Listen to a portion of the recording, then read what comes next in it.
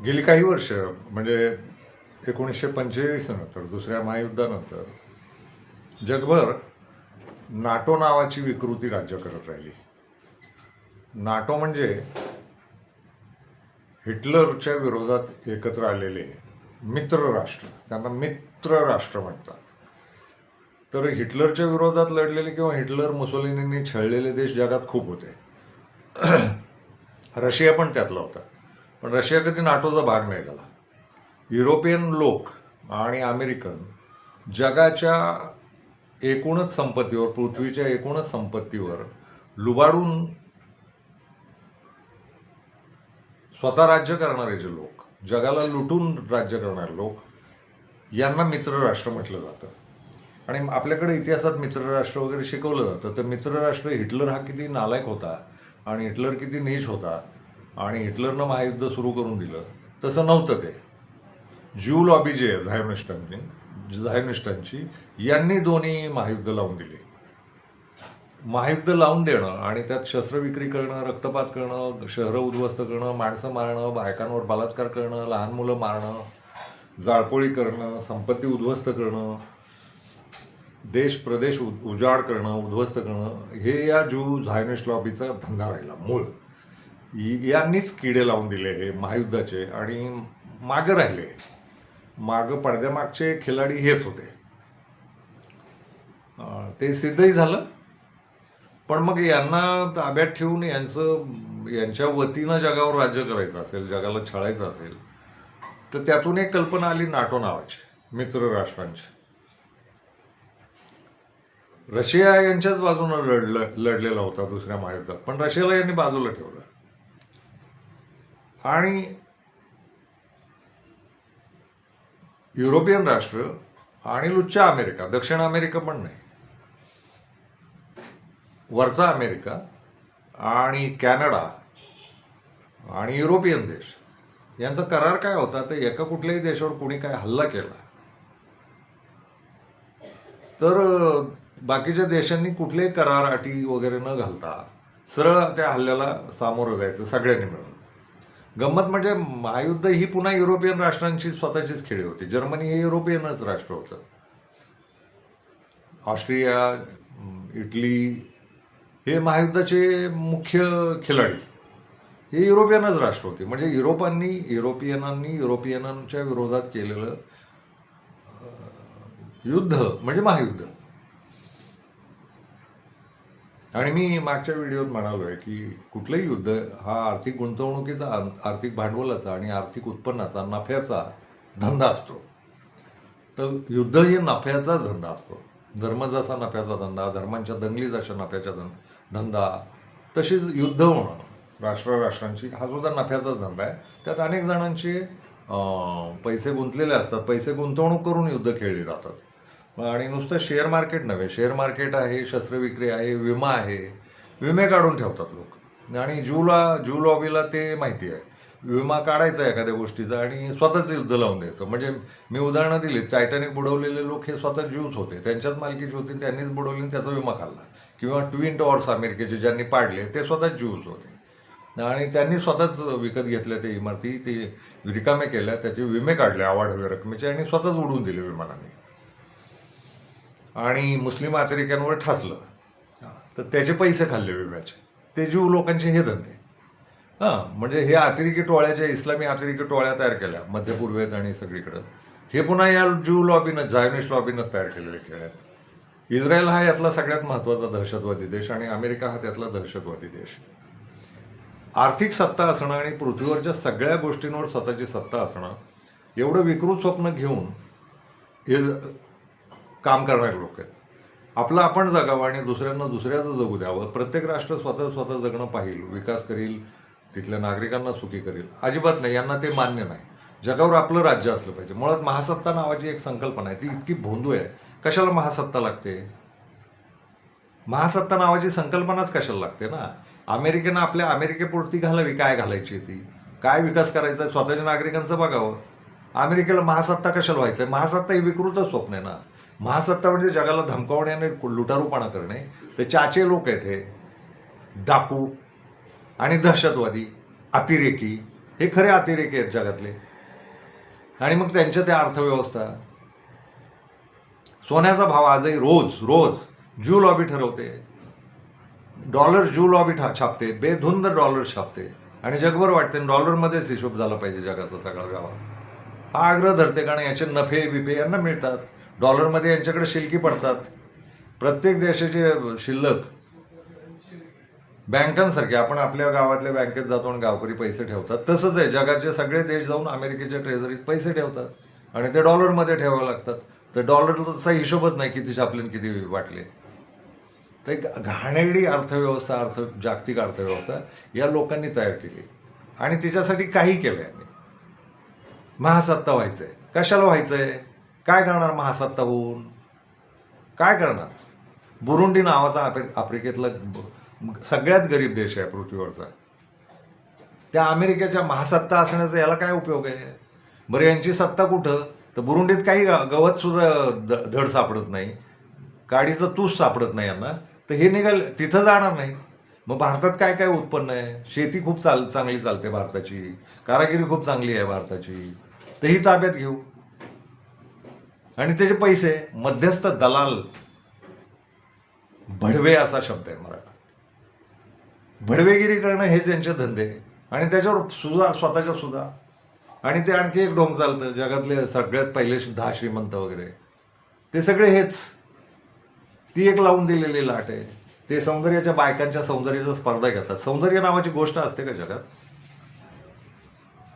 Miss अमुक आणि miss तमुक, इतकं ढोंगी ते बाजारू आहे, धंदेवाईक आहे अतिशय. रस्त्यावरचा घाणेरडा बायकांचा घाणेरडा वापर म्हणजे मिस इंडियन, मिस वर्ल्ड आणि मिस अमुक आणि हे या बाजारू लोकांचे धंदे आहेत. हे बायकांचं प्रदर्शन मांडायचं, तंगड्या दाखवा, डोंगडा हलवा आणि तिला काहीतरी द्यायचं ते नकली नकली, आणि ती काय मिस वर्ल्ड झाली, मात्र की बोळकट झाली की झालं बोंबल मिस वर्ल्ड, आणि ती एकेकाळची मिस वर्ल्ड होती. हे धंदे असू शकतात. जगात सौंदर्य नावाची संकल्पना यांनी मांडली, सौंदर्याचा बाजार यांनी मांडला, सौंदर्याचा एक घाणेरडा व्यावसायिक वापर केला, सौंदर्य नावाची फालतूची कल्पना तयार केली आणि स्वतःला उच्च पिच्च समजतात. ते गोऱ्या रंगाच्या गोऱ्या कातडीचे असतात, त्यांना माहिती नाही निसर्गात गोरी कातडी ही रोगट कातडी आहे, पण हे स्वतःला श्रेष्ठ समजतात. काळ्या, हे यांनीच ठरवले काळा रंग वाईट असतो आणि गोरा रंग चांगला असतो. तर मग आफ्रिकनांचा द्वेष करायचा आणि जगभर मानसिकता तशी केली आहे. तुमच्या मेंदूंवर ते संमोहन किंवा तुमच्या मेंदूंना जी इंजेक्शनं दिलीत ना, असले फालतू फिलॉसॉफीची, सौंदर्य असतं, रंग असतात, रंग श्रेष्ठ असतात, रंग कनिष्ठ असतात. काळ्या रंगात कनिष्ठ काय आलं, गोऱ्या रंगात श्रेष्ठ काय आलं. जेवणे ते हागणे या प्रवासात काय वेगळा माणसाचा प्रवास आहे. बरं त्या सुंदर बाया जातच असतील ना जेवल्यावर, त्यांच्या सौंदर्याला काय चाटायचं आहे. पोटात गू घेऊन फिरणारे लोक कशात सुंदर असू शकतात. अर्थात गू वाईट कशात हाही मुद्दा आहेच आहे. गूच हा जगातला सगळ्यात महत्त्वाचा पदार्थ आहे, खरं तर मूलभूत पदार्थ आहे निसर्गाचा. त्यामुळे गुवाची किळस करणारे बावळटच आहे. पण कुठल्या तरी माणसाच्या पोटातलं गू आणि ते बाहेरचं सौंदर्य हे फार सुंदर आहे. तर मला नेहमी आठवतं, हे आगायला जात असतील की नाही. तर असल्या भाकड कल्पना मांडण्यावर ह्या लोकांचं आणि गंडवलं जगाला सगळ्या. ती जी आर्थिक बाजारूपणाची व्यवस्था आहे ना, यांनी तयार केली आणि आपण सगळे बळी ठरलेले आहोत त्याचे. मग त्याच्यासाठी त्यांनी धर्म वापरले, जाती वापरल्या, सगळं वापरलं. त्या प्रदेशातली भांडणं वापरली, भांडणं नसतील तर लावून दिली. म्हणजे जगभर शिया सुन्नी नावाचा वाद लावून दिला. शिया राष्ट्र वेगळी, सुन्नी राष्ट्र वेगळी, असलं सुद्धा तेच बोलत राहतात. इस्रायलची निर्मिती त्याच्यासाठी केली आणि आपल्याकडचा तो घाणेरडा देश जो तयार केला तो ब्रिटिशांनी धंदेवाईक पद्धतीनंच केलं. याच्या मागचं डोकं झायोनिस्टांचंच, ज्यू लॉबीचंच. पाकिस्तान आणि गेल्या 70-78 वर्षात पाकिस्तानमधला एक जण तयार झाला, त्याच्या लक्षात आलं आपण अमेरिकेचे कुत्रे आहोत, या नाटो लोकांचे कुत्रे आहोत आणि सतत भिकेवर जगतो. अतिरेक आणि दहशतवादासाठी हा देश वापरला. तो जिना मूर्खच होता, तो यांना बळी ठरला आणि त्याला तिथं कायदे आजम म्हणतात. टोणग्याला नीट मानवी कायदा कळला नाही, बेवडा कुठला डुक्कर खाऊ, तो पाकिस्तानची निर्मिती करायला गेलाय. डुक्कर खायचा तो रेग्युलर, त्याला उर्दू येईना, हिंदी येईना, इस्लामचं घंटा काही पाळलं नाही त्यानं आणि इस्लाम माहीत नाही त्याला, तरी तो इस्लामी राष्ट्राचा प्रमुख. आणि त्यांना पहिलं राष्ट्र इस्लामी देश जगातलं, आणि दुसरं हे जगातलं पहिलं जीव राष्ट्र. ते विकृतेच होत्या अर्थव्यवस्थेच्या. पाकिस्तानमध्ये एक जण तयार झाला, त्याच्या लक्षात आलं हे भारत पाकिस्तान लावून द्यायचं कायम, हा यांचा धंदा. काश्मीर प्रश्न कायम चिघळत ठेवायचा. काश्मीर प्रश्न युनोत पडलाय ना, युनो सोडवत नाही अजून. युनायटेड नेशन्स नावाची जी भोंदू संस्था आहे ही यांचीच गुलाम, झायोनिस्टांचीच गुलाम. एक ढोंग मोठंच्या मोठं. ती संस्था अजून हा प्रश्न सोडवत नाही. 47 पासून प्रश्न पेंडिंग पडलाय. आणि हे महासत्तान विकास करायला निघालेत, आधुनिक झालेत. कुठली तरी जेम्स नावाची दुर्बीण पाठवली, 400 वर्ष प्रवास करणारे आणि 500 वर्षांनी संशोधनं करणारे अंतराळाची. हे करायला वेळ आहे यांना. भारत पाकिस्तानचा मानवी प्रश्न सोडवायला तयार नाहीत. काश्मीरचा तिथं चर्चा होत नाहीत, काही नाही. पडलाय पेंडिंग प्रश्न, चालू द्यायचं. कारण पेंडिंग याचं कारण मग रोज रोज मारामाऱ्या आहेत. भारत पाकिस्तानचं वैर हा धंदा आहे यांचा आर्थिक, आणि भारतीय लोकांनाही कळत नाही, त्याही लोकांना कळत नाही, असंच आहे. किंवा हे त्यांचेच एजंट आहेत. भारत सरकार आणि पाकिस्तान सरकार हे अमेरिकेच्या झायोनिस्ट लॉबीचे एजंट्स आहेत. काश्मीर प्रश्न हे दोघेही बसून सोडवू शकतात, हे बसत नाहीत. हे कधीच बसत नाहीत. काश्मीर प्रश्नावर पुन्हा पुन्हा चर्चा झाल्यात असं कधीच दिसणार नाही 78 वर्षात. तिथं पडलाय तर यांचे धंदेच आहेत, हे इथले चमचेच आहेत आपले. त्या एजंटांचे इथले बाणगुळ एजंटही, इथले पुढारी, इथले केंद्र सरकारमधले लोक, ते पाकिस्तानच्या केंद्र सरकारमधले लोक, तिथली मिलिटरी, ही यांची बाणगुळ आहे त्या महासत्तांची, झायोनिस्टांची. हा प्रश्न मिटूच देणार नाहीत. एकदा खित्त्यामध्ये किंवा एकदा परिसरामध्ये, प्रदेशामध्ये शांतता आली तर यांचा धंदा बंद होणार. यांची शस्त्र, मग रोजची वितुष्ट हा यांचा धंदा आहे. माणसातली वितुष्ट, याच्यावर जगणारी ही झायोनिस्ट लॉबी आहे. म्हणजे माणसातली वितुष्ट लावून जसा मोदी आला, त्या झायोनिस्ट लॉबीनंच नेमला याला, मोदीला. वितुष्टावर धंदा करणं, शांतता येणं, कारुण्य असणं, समता येणं नको आहे. समता आली तर यांची दुकानं बंद, कारुण्य आलं तर यांची दुकानं बंद, चर्चेला वाव मिळालं तर यांची दुकानं बंद, चर्चा होऊ द्यायच्या नाहीत. जगभर ड्रग विकायचे. ह्या ब्रिटिशांनी चीनला ड्रगच्या नादी लावलं होतं. हे जे स्वतःला जंटलमन म्हणून फिरणारे, या माई काढायची इच्छा होते यांची. काय विकृती असेल ना, मानवी जग शांत जगू द्यायचं नाही, ही यांची विकृती. इस्रायल यांनी जन्माला घातलं, जगभर ड्रग यांनी विकले. इम्रान खाननं विरोध केला, इम्रान खानला उचलून तुरुंगात टाकला, मिलिटरीच्या हातात देश दिलाय. आणि ते मिलिटरीचा तो कोण, आसिफ मुनीर नावाचा कुत्रा आहे त्यांचा, अमेरिकेचा, झायोनिस्ट लॉबीचा. आणि ते मुसलमानं जातात ना मक्क्याला, यांनी जायला बंद केलं पाहिजे. तिथं पर्यटनाचे अब्जावधी रुपये कमवतं ते मक्का. ते सौदी अरेबिया या झायोनिस्टांचे एजंट्स आहेत. मुसलमानांच्या विरोधात जगभर जी मोहीम चालली ना, झायोनिस्टांनी केली, त्याचे एजंट हे सौदी अरेबिया वहाबी लोक आहेत, सौदी अरेबियाचे राजे. मुसलमानांना ही अक्कल येत नाही की हे आपले वैरी आहेत. जगभर मुसलमानांना जे बदनाम केलं, हे सौदी अरेबिया कारणीभूत आहे त्याला. आणि हे चालले मक्केला. हिंमत असेल तर ते मक्का काढून आणा तिथनं, दुसरीकडे स्थापना करा तिची. किंवा सौदी अरेबियाचे राजे आणि सौदी अरेबियाची तिची महासत्तांची दलाल मंडळी बसली, त्यांना नष्ट करा ना. ते माणसं मारतात. गाझामध्ये मुसलमान मारली, बाळं मारली. यहुदी पण आहेत गाझामध्ये, सगळ्या धर्मांचे लोक राहतात, ख्रिश्चन, यहुदी आणि मुसलमान. लहान बाळं मारली, बलात्कार, हे सौदी अरेबिया मदत करणार ते इस्रायलला.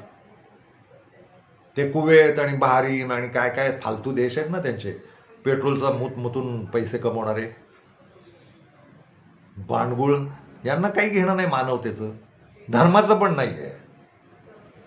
आपले मुसलमान मारतायत याची सुद्धा, कुठलं ते वाक्य यांचं, काय लय घाणेरडं वाक्य. जगभरचे सगळे मुसलमान एकमेकांचे बंधू असतात, कधीच नसतात. भारतात नाही तर भारतात नाहीत.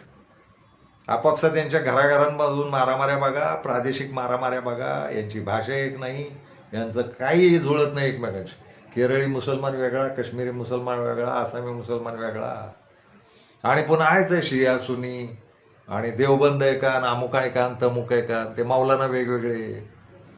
मी मध्ये कुराणाचा अनुवाद करायला निघालो होतो. मला मुसलमानांनी विचारलं कुठल्या कुराणाचा करणार. मी चकित झालो.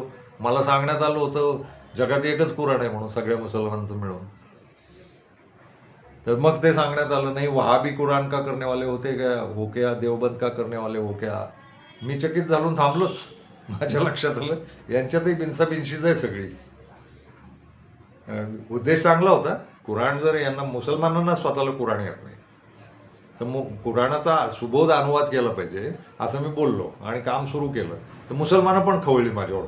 सुबोध म्हणजे काय, आधीचे अनुवाद वाचून दाखवा, अर्थ कळला ना, अब्जावधी रुपये बक्षीस घेऊन जा. मध्यपूर्व तुमच्या नावावर लिहून देतो, तिथल्या सगळ्या पेट्रोलचं. मराठी इतका घाण अनुवाद असू शकतो, कुणालाच कळत नाही. ते अरबी एक वेळ कळेल. भारतात शांतता यायची असेल तर कुराणाचा नीट अनुवाद करणं. कारण हे जे RSS वाले वगैरे बसलेत ना टपून, मुसलमानांच्या वैराचा धंदा करणारे झायनिस्ट, तर कुराणात प्रत्यक्ष काय लिहिलंय हे कळलं पाहिजे हिंदूंना पण. काही तोंडाला येईल ते बोलतात हे RSS वाले. कुराणात बलात्कार करा असं लिहिलंय, कुठेही लिहिलेलं नाही.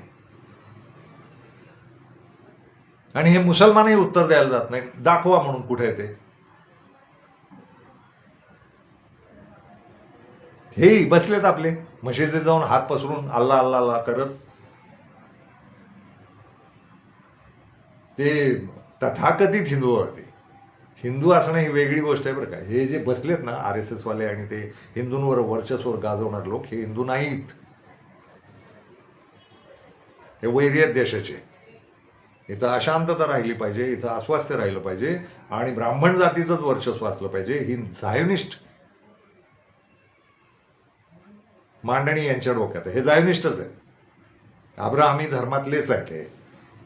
हे यांना अशांतता, रक्तपात, दुसऱ्यांचं असेसिनेशन, खून करणं, जेनोसाईड, वंशसंहार करणं वगैरे असल्या विकृत्यांचेच लोक आहेत. ज्यू, मुसलमान, ख्रिश्चन आणि इथले ब्राह्मण हे एकाच DNAचे लोक आहेत.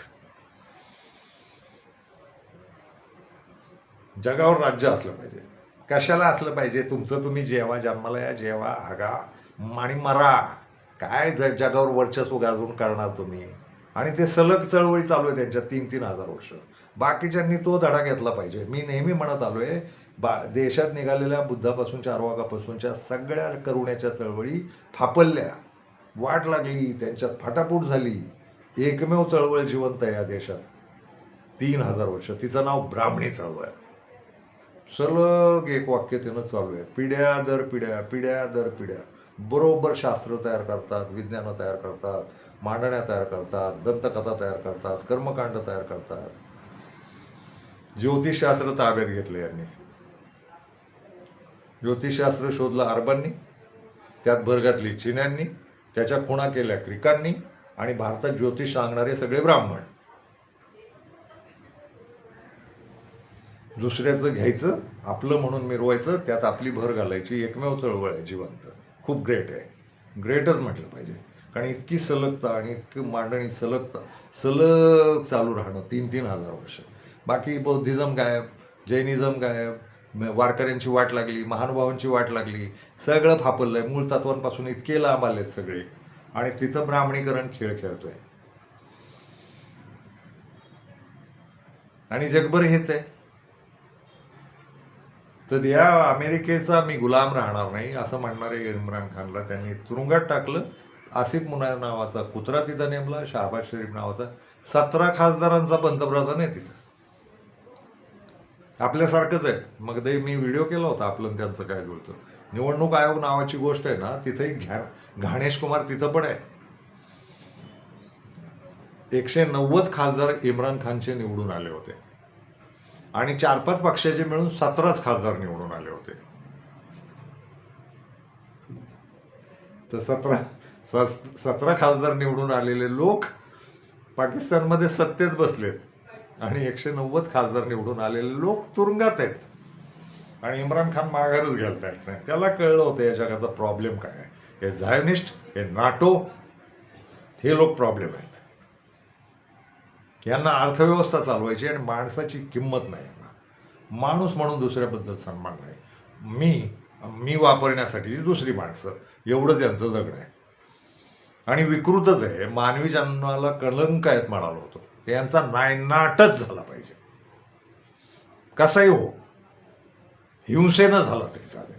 बुद्धानं, गांधींनी खूप प्रयत्न केले यांना माणसात आणण्याचे. माणसात येत नाही, त्यांची जातच जात नाही. त्यांचा नायनाटच झाला पाहिजे. निवडून हे नाटोवाले झायोनिस्ट जगभरचे प्रत्येक देशात वेगवेगळ्या रूपात झायोनिस्ट बसलेले आहेत. यांना निवडून खलासच केलं पाहिजे, एवढाच इलाज आहे. कारण कुठनं ना कुठनं डोकं वर काढतातच. बुद्ध आला की बुद्धाच्या मागं हेच जाणार, महावीर आला की महावीराच्या मागं हेच जाणार, वारकरी संप्रदायाची स्थापना झाली की वारकऱ्यांमध्ये हेच घुसणार, सगळीकडे हेच. करुणेचं जिथं जिथं आहे, समतेचं जिथं तिथं आहे, तिथं हेच जाणार. लयच विनोदी गोष्ट आहे. याच विकृत झायोनिस्ट भांडवलशाहांनी साम्यवाद जन्माला घातला. ते साम्यवादाचे फार लाड करत हिंडणारे लोक आहेत ना, तर साम्यवादाचे ग्रंथ लिहायला त्या 2 जणांना, मार्क्सला आणि त्याचा तो कोण जोडीदार होता एंजल्स, त्या दोघांना पैसे झायोनिस्ट लॉबीनं दिलेत.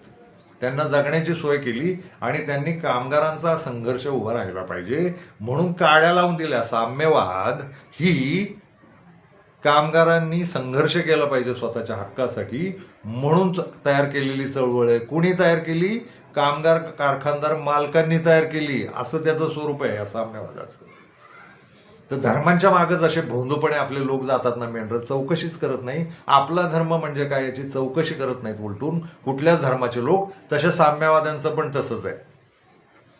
ग्रंथप्रमाण हे धर्मांपेक्षाही कट्टर लोक आहेत हे साम्यवादी. त्यांनी कधीच चौकशी, बरं हे वास्तव उघड आहे की ज्यू भांडवलदारांनी यांना पैसे देऊन आपल्याच कारखानदारीच्या विरोधात कामगार उभे राहतील याची व्यवस्था केली. वेळ आली तर कामगारांनी शस्त्र घेऊन लढा द्यायला हरकत नाही असं मार्क्स लिहितो. शस्त्र घेऊन लढा करायला, रक्तपात करायला हरकत नाही. भारी आहे. पहिली गोष्ट, शस्त्र बनवून विकणार कोण? यांचे झायोनिस्ट मालक. आणि कुठं आंदोलन होतील तर ज्या कारखाने, म्हणजे 10 कारखाने आहेत समजा, आणि झायोनिस्टांचं न ऐकणारा एखादा कारखाना आहे, मग तिथल्या कामगारांना फितवणे आणि साम्यवादाच्या नावाखाली तो कारखानाच बंद पाडणे, असे जगभर यांनी अनेक उद्योगधंदे बंद पाडले. भारतातला कापूस उद्योग बंद पाडला या साम्यवाद्यांनी. कापसात अग्रेसर असलेला हा देश ब्रिटिशांनी लुटून नेला, पण दुसऱ्या बाजूला साम्यवादांनी कामगारांची आंदोलनं करून बंद पाडला. कामगारांच्या जगायची सोय नाही. काय कामगारांचा विकास झाला? साम्यवाद्यांनी केला कामगारांचा विकास. काय सन्मान मिळाला माणूस म्हणून? झाली त्याची पण किती 100, 70, 80 वर्ष, 100 वर्ष. कुठं कामगार उन्नत झाला? कुठल्या देशात झाला? काय केलं साम्यवादानं? घंटा.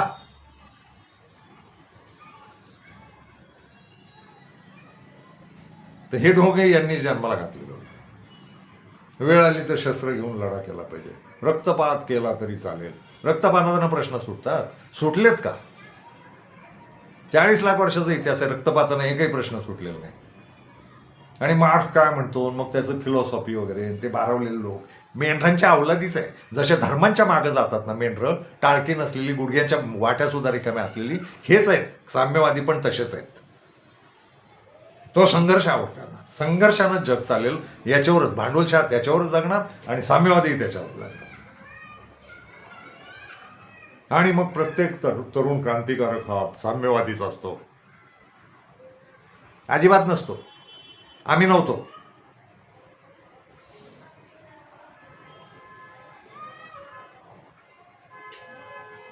हे जगाच्या अर्थव्यवस्थेचं आहे. कसे खेळवत बसतात हे लोक, फार वाईट. आणि असे खूप झाले. फिडेल कॅस्ट्रो नावाचा होता क्युबाचा, त्यानं टिकून धरलं. चे गवेरा आणि कॅस्ट्रो. पण कॅस्ट्रो जाता जाता स्वतःच्याच पोरांना द्यायला निघाला सत्ता. ती घराणीशाही तिथंही संपत नाही. फार तीव्र तगडा होता फिडेल कॅस्ट्रो. आणि लक्षात घ्या, अमेरिकेला गेली आपली इंदिरा गांधी ना, तर अमेरिकेचा राष्ट्राध्यक्ष सन्मानानंच वागवायचा तिला, पण फिडेल कॅस्ट्रो इंदिरा गांधीला बहीण म्हणून वागवायचा. Indira Gandhi the great. ती गोरबाचोवकडेही जायची आणि इकडं पण सगळे आपापल्या जागेवर ठेवलेले होते, कोणी जवळ नाही. कारण हे अमेरिकन महासत्तांच्या झायोनिस्टांच्या हातात देश दिलेलाच नव्हता या लोकांनी. मी काल परवाच्या व्हिडिओत म्हणालोय, पण ते यांनी मात्र दिलं. हे चमचेच आहेत, ही पाळलेली जनावरं आहेत झायोनिस्टांची, आणि ती 75 पासून इथं काम करतायत. गांधीला मारण्यात त्यांचाच हात होता. तिन्ही गांधी, इंदिरा गांधी, राजीव गांधीपर्यंत, ज्यांनी बरं त्यांनी कधीच विरोध केला नव्हता.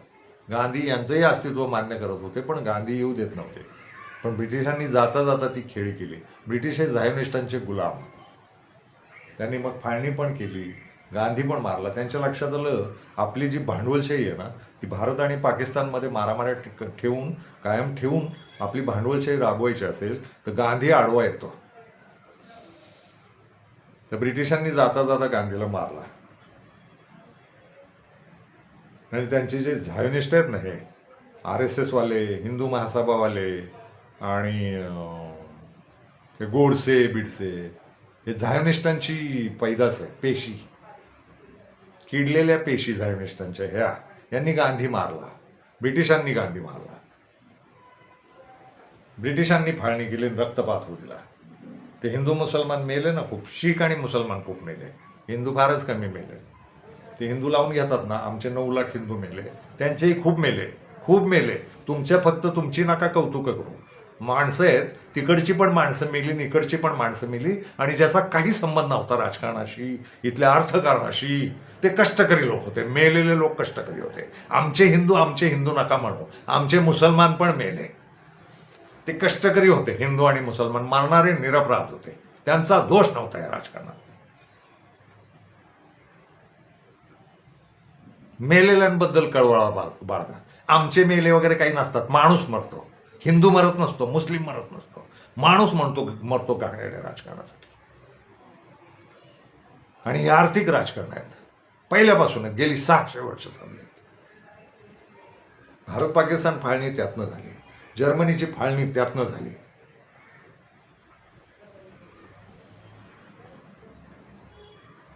मध्ये अवांतर बोलू, फाळण्या खूप झाल्या भारतात ब्रिटिश आल्यावर. म्यानमार तुटलं, तिबेट तुटलं, अफगाणिस्तान तुटलं, श्रीलंका तुटलं, भूतान तुटलं, सिक्कीम तुटलं, नेपाळ तुटलं. एक दंगल झाली का? या ब्रिटिशांनीच केलं ना, या फाळण्या ब्रिटिशांनीच केलं ना. तर यात एकही दंगल नाही झाली. भारत पाकिस्तानच्याच वेळेस दंगल झाली का? अगदी ठरवून घडवली ना या झायोनिस्ट लॉबीनं, रक्तपातावर राज्य करायचं. माणसं न मारता फाळणी होऊ शकली असते ना, ब्रिटिश करू शकले असते ना. ब्रिटिश होते ना इथं, फाळणी होतं ना,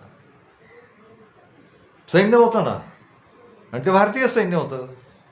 सगळे गोऱ्या चामडीचे नव्हते, आपले काळे ढुसच होते, डर्टी इंडियन्स. सैनिकातच होते. सैन्य काय करत होतं फाळणी होताना? आणि आवाक्याच्या बाहेर गेलं, आणि मग इकडचे ना ती दृश्य दिसतात ना भयावर. ब्रिटिश काय करत होते? एवढे प्रशासनात कुशल असलेले,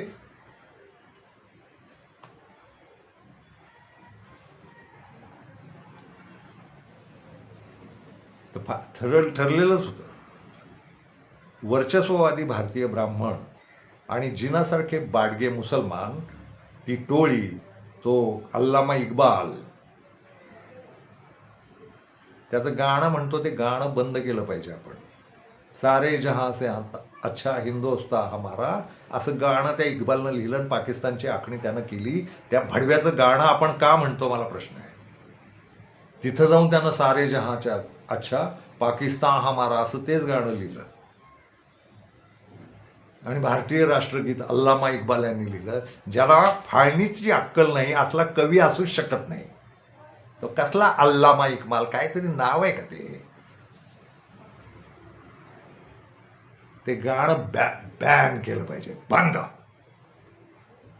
फुटीर माणसाचं गाणं, कवी. आणि तो कायदे आजम जिन्ना, वाट लावली आहे देशाची, कायमच्या जखमा केल्या. आणि हा प्रश्न सोडवत नाही अजून. काश्मीरचा प्रश्न नाही सोडवत. काश्मीरमध्ये अतिरेकी पाठवणं, ते RSS आणि झायोनिस्ट यांची खेळी आहे. पाकिस्तान आणि RSS यांची एकदा रिलेशन तपासून घेतली पाहिजेत. हे अर्थव्यवस्थेतच बोलतोय मी. अर्थव्यवस्थेपेक्षा हा वेगळा विषय नाही. याला अर्थशास्त्र म्हणतात. भारत पाकिस्तान हे अर्थशास्त्राचा विषय आहे. काश्मीरचा प्रश्न चिघळत ठेवणं हा अर्थशास्त्राचा विषय आहे. संयुक्त राष्ट्र परिषद ही अर्थशास्त्राचा विषय आहे. आणि ती NATO, अमेरिका आणि झायोनिस्ट लॉबी यांची गुलाम आहे. जगातल्या जेवढ्या म्हणून संघटना तयार झाल्या जग चालवायला, त्या सगळ्या झायोनिस्टांच्याच ताब्यात राहिल्या. संयुक्त राष्ट्र परिषद आहे, जागतिक बँक आहे, नाणेनिधी आहे, जागतिक आरोग्य संघटना आहे. हे सगळं त्यांच्या वतीनं खेळतं. जागतिक आरोग्य संघटना सिद्ध झाली आता. भारताला उंदरांचा प्रयोगाचे उंदीर असल्यासारखंही वापरते. औषधांचे कसलेही प्रयोग इथं चालतात. त्यातनं लाखो माणसं दरवर्षी मरत असतात. पत्ता नाही. आताही ती लस आणली मारण्यासाठी भारतीय 14 वर्षाच्या पोरींना. हे कोरोनात आपण ते पाहिलंय. ह्या झायोनिस्ट ज्यू लॉबीच्याच खेळ आहे त्या. वेटो नावाचा अधिकार आहे संयुक्त राष्ट्रामध्ये. वेटो नावाचा एक अधिकार आहे. तो फक्त 5 राष्ट्रांना आहे. संयुक्त राष्ट्राची स्थापना झाल्यापासून आजपर्यंत फक्त 5च राष्ट्रांना व्हेटोचा अधिकार दिला आहे. म्हणजे मतदानाचा विशेष अधिकार. कोण कोण आहे त्यात? अमेरिका, फ्रान्स, इंग्लंड, चीन आणि रशिया. चीनला का घेतलं हा प्रश्नच आहे, तोंडी लावायला. रशिया महासत्ता होता म्हणून. फ्रान्स आणि इंग्लंडची काय कर्तव्यकारी आहे त्या व्हेटोच्या अधिकारात? इतर राष्ट्र आत्ता फालतू आहे जगाच्या पातळीवर. यांच्यापेक्षा आफ्रिकन राष्ट्रसुद्धा श्रीमंत आहेत. मुळात एक आहे की जगाच्या जीवावर श्रीमंत झालेलेच आहे ते फ्रान्स, रशिया, इंग्लंड वगैरे ही राष्ट्र. बांडगुळ आहेत ही. जगाची झाडं शोषून यांनी स्वतःची जे तुंबड्या भरल्या, स्वतःचं रक्त चालवलं यांनी. ते इतकी परोपजीवी, गोचिड, बाणगुळ, हे गोचिड देश कशाला तिथं पाहिजेत? इंग्लंडची लायकी काय आहे? ग्रेट ब्रिटनची की तो नाटोमध्ये असला पाहिजे. जपान नको, भारत नको. असे कितीतरी श्रीमंत राष्ट्र आहेत ना. कॅनडा आहे ना. कॅनडाला का नाही घेतलं? कॅनडा, ऑस्ट्रेलिया, दक्षिण आफ्रिका, कितीतरी देश आहेत ना. ब्राझील आहे आवडवे, ब्राझीलला नाही घेतलं. विशेष मताधिकार ही कसली भेदानीती आहे? सगळ्यांची मतं बहुमताने ठरवा ना. मग बहुमत पडल्यानंतर सुद्धा विरोधात गेलं एखादं मत, आपल्या हितांच्या, आपल्या झायोनिस्टांच्या आर्थिक व्यवहाराच्या विरोधात गेलं एखादं मत, तर यातले काही 3 किडे एकत्र येणार. बरं, त्यातही बहुमत नाहीच आहे. रशिया आणि चीन एका बाजूला. ते रशिया आणि चीनचंही पटत नव्हतं म्हणून चीनला घेऊन ठेवलेलं. रशियावर काउंटर राहावा म्हणून चीन. एकेकाळचे वैरी, आजचे जिवलग मित्र. आता जणू एका गांडीनं हागायला बसतात अशीच मैत्री आहे त्यांची.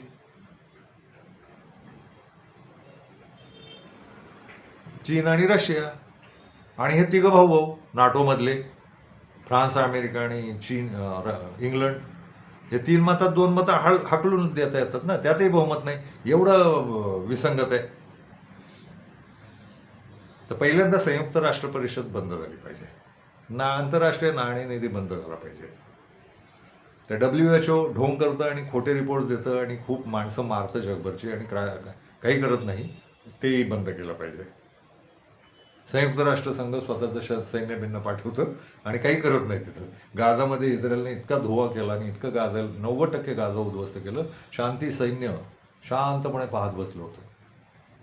त्यांनी इस्रायली सैन्याला अजिबात विरोध केला नाही. ते यांची नाटकं कळतात झायोनिस्टांची, ज्यू असा शब्द वापरू. हे धार्मिक द्वेषातनं नाही, पण तेच त्यांना सुचतं. त्यांच्यावर संस्कारच ते. तुम्ही लुटा या जगाला, लुटा, काही करा, विकृत वागा, किती विकृत वागा. लहान लहान पोरींच्या कवड्या टंगड्या खा भाजून. इथपर्यंत विकृत आहे ते. एप्स्टीन फाईलमध्ये आलंच आहे ते. आणि सगळे एप्स्टीनचेच धंदे. ते एप्स्टीन फाईलमध्ये नाव कोणाचे आहेत? ते हे असले सगळे झायनिस्ट. मोदीचं नाव आहे त्यात, हरदीप पुरीचं आहे, अनिल अंबानीचं आहे, आणि अजून सापडतीलच. आणि मोदीचं नाव आहे याचा अर्थ त्याचं मंत्रिमंडळ यात सामील आहे कुठेतरी. 12 वर्ष त्याचे लाड सहन करता येत नाही त्याच्या हाताखालचे मंत्री, याचा अर्थ या मंत्र्यांचा स्वतःचा मणका नाही आणि मोदीचे गुलाम आहेत. याचा अर्थ हे एप्स्टीनचे गुलाम आहेत. मोदी एप्स्टीनचा गुलाम आहे आणि याच्या हाताखालचे ते कोण, ती निर्मला काय काय, तोंडावरच कळतं यांच्या टाळक्यात अक्कल नाही म्हणून. ते जेटलीन बिटलीन हे सगळे, ते गडकरी एकदा घ्या तपासून, हे एप्स्टीनवालेच आहेत. प्रत्यक्ष नसतील लफडी करायला गेले, कारण ते ऐपतच नसावी शारीरिक यांची, पण त्याच्या मंत्रिमंडळात राहतात आणि यांना माहिती आहे ना, आपल्यापेक्षा जास्ती गुपितं माहिती ना, तरी त्याच्याबरोबर राहतात ना. तर हे लाजीरवाणे एप्स्टीनची कुत्री आहेत ही, त्या मंत्रिमंडळात बसलेले. आणि मग ते गडकरींनी विरोध केल्यासारखं दाखवायचं, स्टेजवर आले तरी नमस्कार नाही केला वगैरे वगैरे. अरे त्या मंत्रिमंडळात तर राहतो ना तू दादा, तुला जर एवढीच गुरमी आहे तर तुझं काय तडजोड आहे, तुझं काय राजकारण आहे, तुझं काय अर्थकारण आहे? तुझे धंदे बुडविल का तो? टोल नाक्याचे जे अनधिकृत पैसे वसूल करायचे ते इथेनॉल वगैरेचे, आणि कसले कसले कारखाने भ्रष्टाचार करायचा, त्याचे पैसे वाचवण्यासाठी शरद पवारांसारखा तू लाचार आहेस का? आणि असेच आहेत सगळे. यांनी देशाच्या अर्थव्यवस्थेची वाट लावली.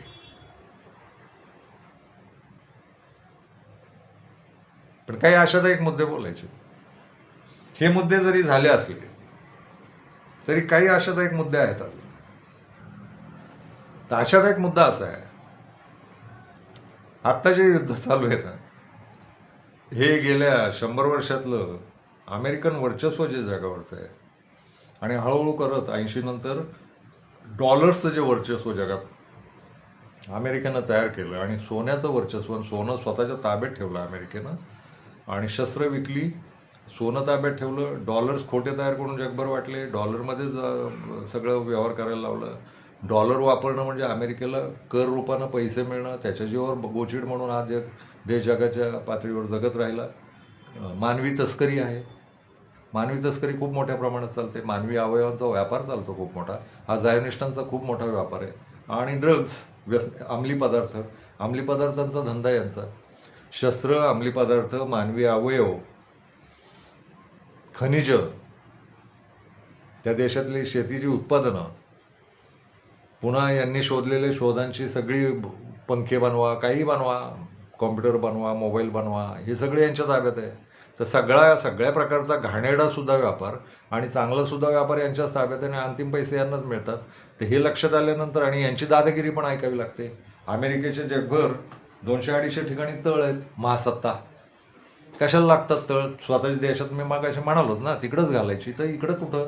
तर जगावर राज्य 200-250 ठिकाणी तळ उभे केले सैनिकी. तिथं विमानं, रणगाडे, जिपा, ट्रक्स, दारुगोळा, शस्त्र, मिसाईल सगळं साठवायचं. असं 280 का 280 ठिकाणी जगभर आहे त्यांचं. एकटा मध्यपूर्वेतच 80 ठिकाणी आहे. भारतात पण आहे, भारताच्यावर लक्ष ठेवायला आहेच आहे खाली. आणि गुप्तस्थळ यांनी दिलेलंच असतील, कारण हा अमेरिकेचा पित्त्या आहे, चमचा. इस्रायलचं काम करतो हा. इस्रायल याचं बाप आहे, आमचं नाही. भारतीयांचा बाप इस्रायल नाही, मोदीचा बाप इस्रायल आहे. मोदीचा बाप इस्रायल आहे, आणि हा यांची गोचीड आहे भारताला चिकटवलेली, फार पद्धतशीर आणलेली. बोललोय मी मागच्या एपिसोडमध्ये, पुन्हा पुन्हा बोलू त्याच्यावर. तर त्या अर्थानं भारत तळच केला आहे त्यांनी. आता पाकिस्तानची गोची काय झाली माहिती का? अमेरिकेचे कुत्रे आहोत, इस्रायलचे कुत्रे आहोत, ही पाकिस्तानची जी भूमिका होती, त्याच्यात भूमिकेत भारत मोदीनं नेऊन बसवला. त्यामुळे 2-2 तळ झाले इस्रायलचे, आणि मोसादच चालवतं भारत सरकार.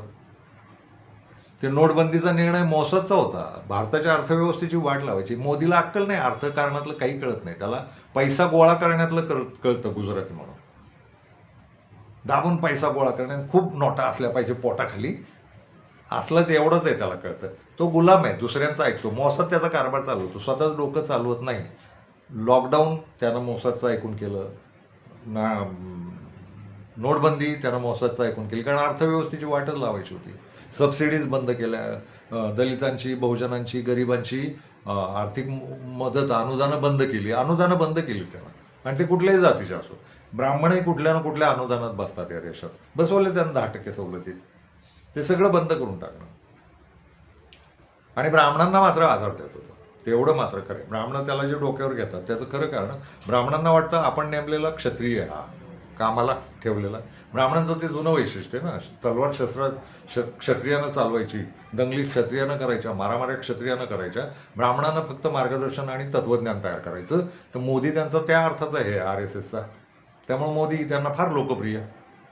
पण देशाच्या आर्थिक व्यवस्थेची वाट लावतोय तो, तर याचा भोग ब्राह्मणांनाही भोगावं लागेल हे त्यांच्या टाळकेत येत नाही अजून. योगी आणि मोदी हे यांचे आदर्श, अमित शहा वगैरे.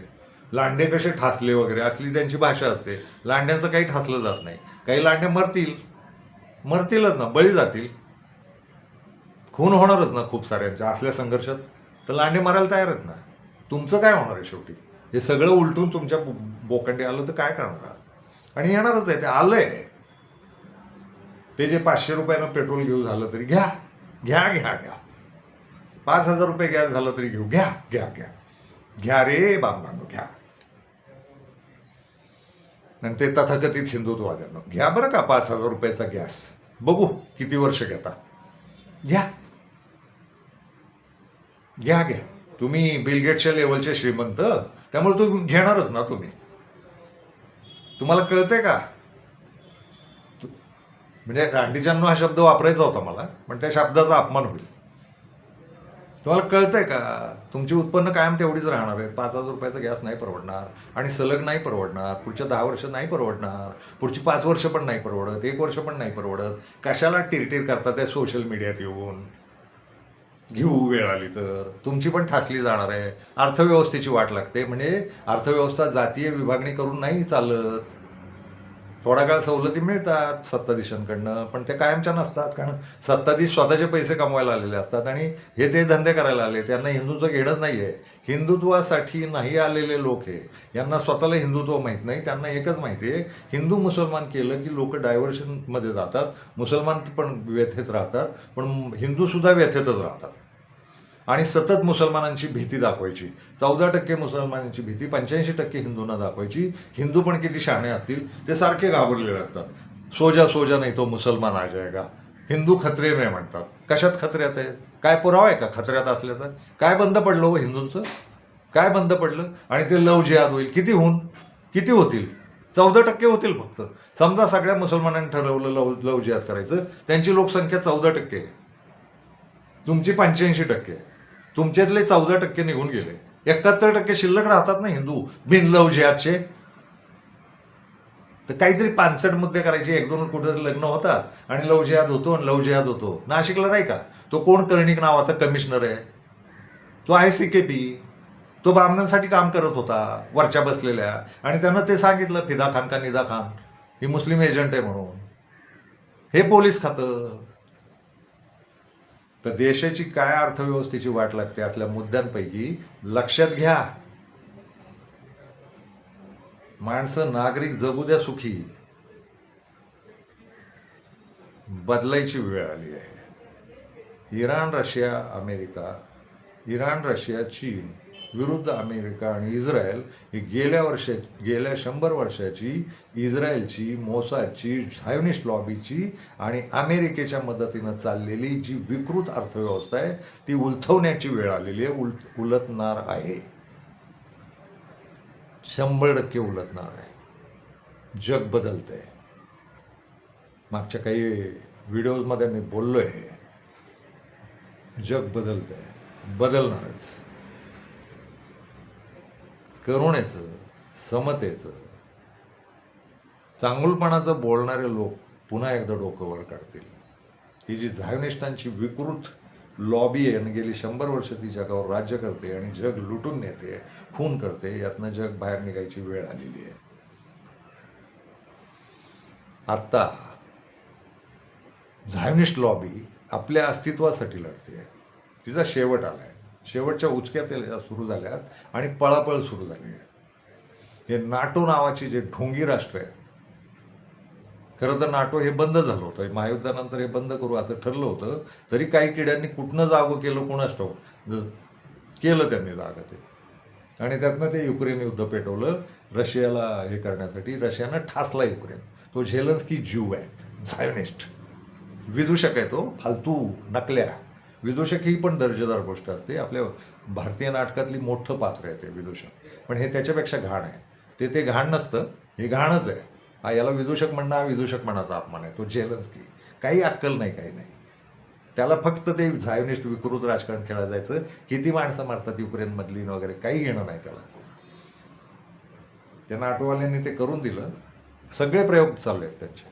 युक्रेनचं युद्ध त्यांनी पेट्रोलसाठी पेटवलं, युरोपियन राष्ट्रांनी. गाझापट्टी उद्ध्वस्त करायला निघाले.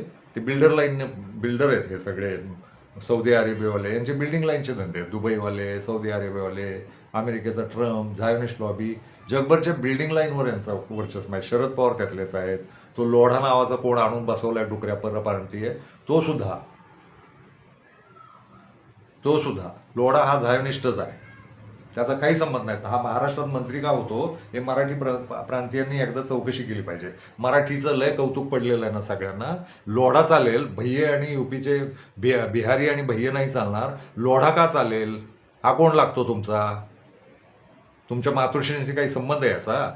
हा म्हणणार शिवाजी महाराजांचं नाव द्या कुठल्याही संस्थे याला.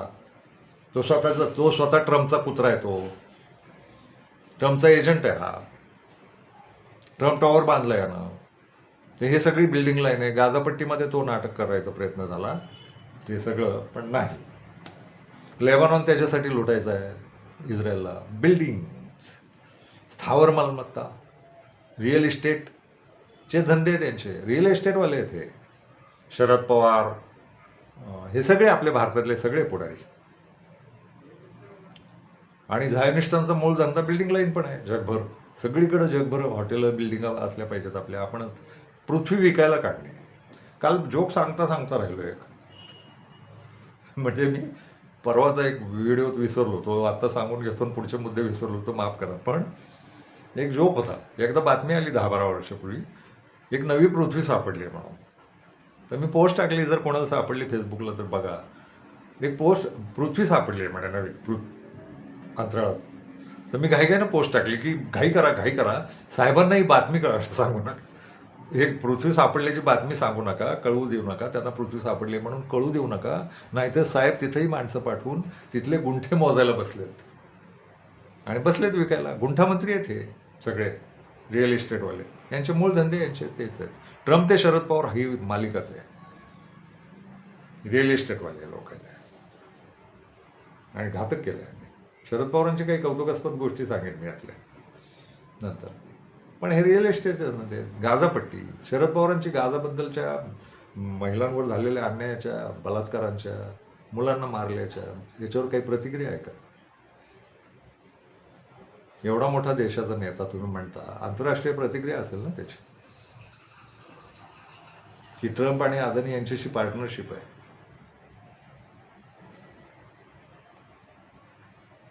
कुठल्या चेहऱ्यानं वावरतात हे लोक समाजात आणि प्रत्यक्ष काय चाललंय यांचं. आणि यात गरीब नडले जातात, कष्टकरी नडले जातात. 70% जे कष्टकऱ्यांचं आहे, या कष्टकऱ्यांच्या कष्टाच्या रक्ताच्या जीवावर ही भांडवळं पोचली जाणार. रिअल इस्टेटचे धंदे करणार, पृथ्वी फुकटची विकणार, ही बिल्डिंग हे बांधणार, रस्ते हे बांधणार. रस्त्याचे धंदे यांचे हेच झायोनिस्ट लॉबीचेच धंदे आहेत भारतातल्या. हे सगळे देशभर उकरून ठेवले. मी देश फिरून आलो, सगळा देश उकरून ठेवला. त्याचा अंतिम मालक अडाणी, छोटे छोटे मालक हेच. शरद पवार पार्टनर, गडकरी पार्टनर, साठा लोटच आहे. ते मोदीला विरोध वगैरे सब ढोंग आहे. नमस्कार नाही केला स्टेजवर, कारण धंदे आहेत ना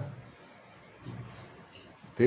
नमस्कार याच्यासाठी नाही केला, मोदी हा आपला नोकर आहे हे या बिल्डरला माहिती आहे. गडकरी नावाचे पेट्रोलचे धंदे, टोलचे धंदे, रस्त्यांचे धंदे मिळून खात आहेत हे सगळे. भारतात ते चालू आहे झायोनिस्ट लॉबीचं. अर्थव्यवहारात तेच आहे, पण हे बदलायला निघालं आहे. भारतात खूप हिंदू मुस्लिम द्वेष वाढवला जातो आहे. याचं खरं कारण जगभरची झायोनिस्ट लॉबी, त्यांची पिलावळ नष्ट केली जाते. अर्थव्यवस्थाच बदलली जाते. इराण, चीन आणि रशिया मिळून गेली 40-45 वर्ष ही व्यवस्था बदलण्यासाठी झगडत आलेत आणि त्याला चांगली चिन्ह निघालीत. मग ब्रिक्सचा प्रयोग झाला. मग झायोनिस्ट लॉबीनं त्यात एक आपला फितूर तयार केला, त्याचं नाव मोदी. ब्रिक्सची मांडणी भारत, चीन, रशिया, ब्राझील यांनी केली की अर्थव्यवस्था आपण बदलू. म्हणजे मनमोहन सिंगांनी ते केलं की ही अर्थव्यवस्था आपल्या ताब्यात घेतली पाहिजे. प्रत्येक देश अर्थव्यवस्थेच्या बाबतीत स्वतंत्र झाला पाहिजे. मूळ मुद्दा तो आहे. ही जी लॉबी ठरवते चीन, रशिया, इराणची, ती लॉबी असं ठरवते की प्रत्येक देशाला स्वतःचं आर्थिक स्वातंत्र्य असलं पाहिजे. अमेरिकेची गुलामी नको, ब्रिटनची गुलामी नको, युरोपियन नाटो राष्ट्रांची गुलामी नको. ती खूप वर्ष झाली, 100 वर्ष भोगतोय. तर 80पासून हळूहळू राजकीय खेळत खेळत चीन मुख्य भूमिका आहेत. चीन, रशिया आणि खरं तर भारत ही पण मुख्य भूमिका. मनमोहन सिंगांची खूप महत्त्वाची भूमिका की या घाणेरड्या झायोनिस्ट विकृत तावडीतनं सुटायचं असेल आणि जग चांगल्या उद्योगांकडं, चांगल्या शेतीकडं, चांगल्या खनिजांकडं, चांगल्या अर्थव्यवहाराकडं आणि आर्थिक देशांच्या स्वातंत्र्याकडं जायचं असेल तर ब्रिक्स नावाची चळवळ यांनी उभी केली. आणि बरोबर अमेरिकन झायोनिस्ट लॉबीनं हा लिंग पिसाट माणूस ताब्यात घेतला, ज्याला मुख्यमंत्री होण्यापासून आधीपासून 30 वर्ष ट्रेनिंग देत होतं CIA की तू भारतात जाऊन अशी वाट लावायची. आणि त्याला हळूहळू इथं पंतप्रधान केला. त्यात शरद पवारांची मदत, त्यात सगळ्यांची मदत. RSS हे त्यांचंच काम करते, झायोनिस्टांचं, जून्स. त्यामुळे हे देशद्रोही आहे. तर यातनं बाहेर काढायचं देश हे ब्रिक्सनं ठरवलं. तर ब्रिक्सला विरोध करण्यासाठी म्हणून मोदी भारताच्या वतीनं बरोबर बसला. मनमोहन सिंगांना हाकलण्यात आलं, सत्ता पाडण्यात आली पॅगॅसेसच्या मदतीनं, EVMच्या मदतीनं. EVM इस्रायल हाताळतं. आजही EVMवरच मतदान होतं. सगळं नाही, 10% EVM, 10% मोदीचं प्रचार सभा, 10% TV, 10% लोकांमधल्या दंगली, 10% लोकांमध्ये पैसे वाटणं, असं 10 प्रकारे हे निवडणुका जिंकतात. BJP नुसते EVMवर अवलंबून नाही आहे. किंवा RSSच बनव. केजरीवालही त्यांचा, शरद पवारही त्यांचा, गडकरी त्यांचा, मोदीही त्यांचा, असंच आहे. ते प्रादेशिक पक्ष त्यांचे, शिवसेना त्यांचीच होती. मग बाळासाहेब ठाकरेंनी कधीही संविधान वगैरे मानलं नाही. आत्ता मला फार मजा वाटते जेव्हा उद्धव ठाकरे आणि आदित्य ठाकरे संविधान म्हणून भांडतायत आणि कोर्टाकडेच जात आहेत. संविधान की ताकद.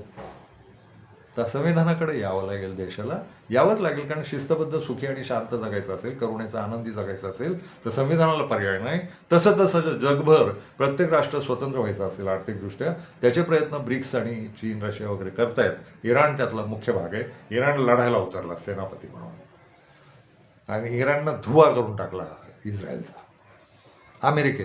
अमेरिकेचा कचरा करून टाकला. खूप मोठे खेळ आहे, मस्त खेळ आहे इराण. ते जे काही दबदबा होता अमेरिकेचा. आणि मी मागे एकदा म्हणालो होतं, रशियानं आणि चीननं मिळून आहे ना ट्रम्पला नेमलाय अमेरिकेत उद्ध्वस्त करायला. जसा भारतात या अमेरिकन लॉबीनं, ज्यू लॉबीनं मोदी नेमला ना, तसं जागतिक पातळीवर या झायोनिस्ट लॉबीला दगा देण्यासाठी रशिया आणि चीननं ट्रम्पला नेमलाय. ट्रम्प मग तोंडाला येईल ते बोलतो, तोंडाला येईल ते करतो. तो अमेरिकेची वाट लावायला मोकळा आहे आणि त्यानं लावली वाट 1.25 वर्षात. आणि अजून तर 2.5-3 वर्ष आहेत त्याच्या हातात. रशिया, चीनही जिंकलंय, म्हणजे इराण जिंकलं. ट्रम्प हा यांचाच एजंट वाटतो.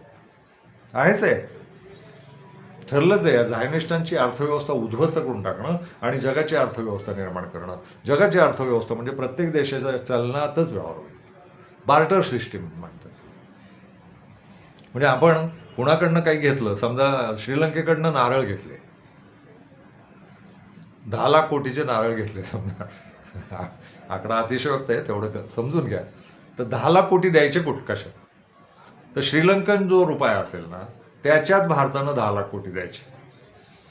किंवा मग 10 लाख कोटीच्या बदल्यात अमेरिकेनं नारळ दिलेले असतील तर आपण इथून पुदिना द्यायचा श्रीलंकेला, तेवढं 10 लाख कोटीचं. आणि याला बार्टर सिस्टीम म्हणतात. एक तर त्या देशाच्या चलनांमध्येच व्यवहार होईल, नाहीतर मग वस्तूंमध्ये आदान प्रदान होईल. इकडं नव्यानं सिस्टीम सरकली आहे आणि गेली 2 वर्ष अंमलात आली आहे. म्हणजे ते भविष्यातलं स्वप्न नाही आहे.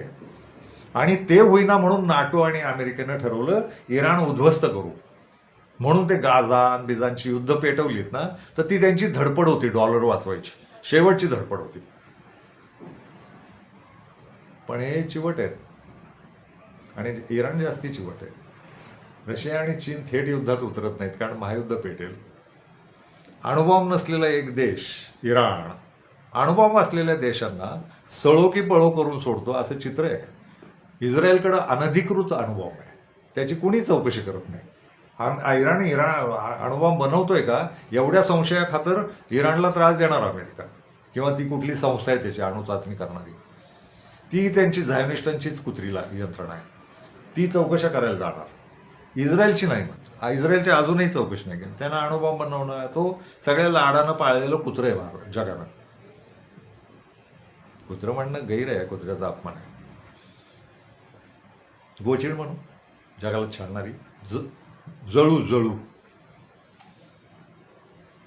ते इस्रायलनं अणुबॉम्ब बनवलेला आहे, चौकशी नाही काय, कोणी तक्रार पण करत नाही. अमेरिका काही म्हणत पण नाही, कोणीच नाही म्हणत जगातलं, ती यंत्रणा पण नाही म्हणत, ते चौकशीला जात पण नाही. पण इराण तसंच, सद्दाम हुसेन तसंच मारला ना, गडाबी तसंच मारला. ते व्हेनेझुएलाच्या मागे तसेच लागले, ब्राझीलच्या मागे तसे लागले. पण हे काही चिवट देश आहेत. एक महत्त्वाचं बोलायचं आहे, किती विकृतांचा सुकाळ असो, जनता दुष्काळाला गेलेली नसते. जनता नावाचं एक एलिमेंट, एक भाग या पृथ्वीवर आहे, तो करुणेचा आहे. तो टिकून धरतो बरं काय. सगळं ऱ्हास होतो, हिंसाचार होतो, रक्तपात होतो, मानवी शिरकाण होतं, आणि तरी उरलेली माणसं, संयमाची माणसं, करुणेची माणसं, बुद्धाची माणसं, महात्मा गांधीची माणसं, बाबासाहेब आंबेडकरांची माणसं,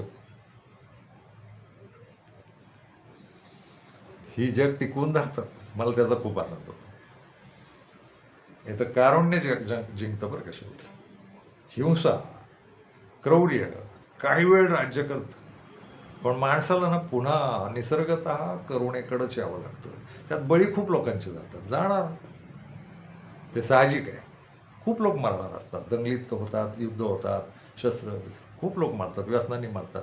पण एक उरलेलं जग असतं करुणेचं, जे बुद्धाचं जग आहे, गांधीचं आहे, आंबेडकराचं आहे, सॉक्रेटिसचं आहे, निजामुद्दीन औलियांचं आहे, आमीर खुसरोचं आहे, खूप नाव आहेत. वारकरी संप्रदायाचं मूळ विसोबा खेचराचा वारकरी संप्रदाय, तुकोबा, तो ब्राह्मणाचा असलेला एकनाथ स्वामी सुद्धा, ह्यांच्यामुळे जग टिकलेलं असतं. जग टिकतंच. कारुण्य मरत नाही. हिंसा खूप प्रयत्न करते, कारुण्य खलास करू म्हणून, कारुण्य मरत नाही. त्यामुळं अर्थव्यवस्था बदलेली आहे जगाची. नवी चिन्ह 5-10 वर्ष जातील, पण नवी चिन्ह उभी राहतील. आणि जनता उत्तर देतेच आहे, जनता जगभर उत्तर देते. जनतेला घाबरावं लागतं बरं काय भ्रष्ट झायोनिस्टांना. RSS सुद्धा जनतेला घाबरतं, काहीतरी खोटे इतिहास, खोटे. हे जे झायोनिस्ट आहेत ना जगभरचे, वेगवेगळ्या धर्मांचे, जातींचे, मुसलमानांमधले सुद्धा, हे सगळे घाबरून असतात जनतेला. जनता नावाची गोष्ट आहे ना, तिला चेहराच नाही आणि तिला धड आकार पण नाही, पण ती आहे आणि ती आवड आहे. ती बरोबर वर्चस्व ठेवते. हे राडे होतात, मारामाऱ्या होतात, ट्रोलिंग होतं, शिव्यागाळी होते, हिंसा होते, खुनाखुनी होते, युद्ध होतात, सगळं होऊन सुद्धा जनता शिल्लकच राहते. आणि हे लोक येतात, जातात, जनता राहते. अर्थव्यवस्था ही जनता टिकवून धरते, कारण ही कष्टकरी असते. अर्थव्यवस्था हिची असते. लोक लुटारू येऊन जातात, खूप पैसे कमवून जातात, हजारो कोटी रुपये घेऊन जातात. मध्ये बातमी आली होती की मोदीचे, म्हणजे 4-5 वर्षापूर्वी, पहिल्या दुसऱ्या टर्मला त्याच्या 11,000 कोटी रुपयाच्या स्विस बँकेत आहेत असं सांगितलं होतं मला पत्रकारांनी. आता खूप वाढले असतील. येतात जातात. या नोटांचं काय करणार? तो मारणार आहे कधीतरी, मेल्यावर काय करणार या नोटांचं? तर नोटा शिल्लक राहतात आणि जनता त्याचा काही ना काही वापर करते. पुढारी येऊ जाओ, झायनिस्ट येऊ जाओत, धार्मिक लोक येऊन जाओ, धर्म येऊ जाओ, जाती येऊ जाओत, मारामाऱ्या, युद्ध, शस्त्र, तस्करी, अंमली पदार्थ येऊ जाओत, जनता शिल्लक राहते. जनता शिल्लक राहते. बोलू पुढं. धन्यवाद.